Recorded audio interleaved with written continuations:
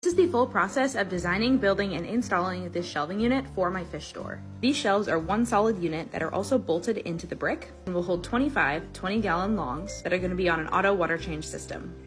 My first step was designing and building a prototype. I had a lot of ideas and I got a lot of inspiration from other systems. I had to make sure that my ideas would pan out once actually built with wood.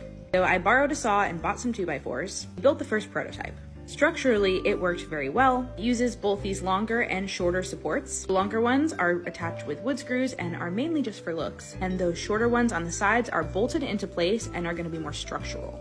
Posted about these shelving units before, I did get some concern about their structural integrity. For what these boards and these screws and these bolts are rated for, we're actually going a little overboard.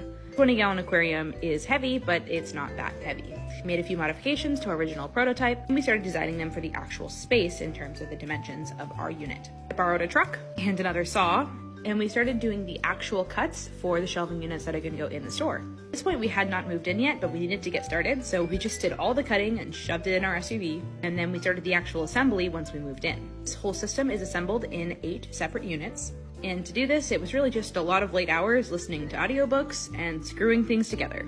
I used 2 drills to make it go a little bit faster. After a few days, we had all of them built. So then we moved on to staining. Picked this dark brown that had a reddish undertone because I thought it really went with that brick wall. I had to get some help with the staining because doing the stain and the polyurethane took so long. For the installation of these shelves, they had to be off of the wall to fit the plumbing and the electrical work. We used the 2x4s and 4x4s on top to span that distance, with a 2x4 in the back that was bolted into the wall. And each of these individual shelving units are also screwed together. We have one very structurally sound unit in the end, and our electrician started their work on Friday.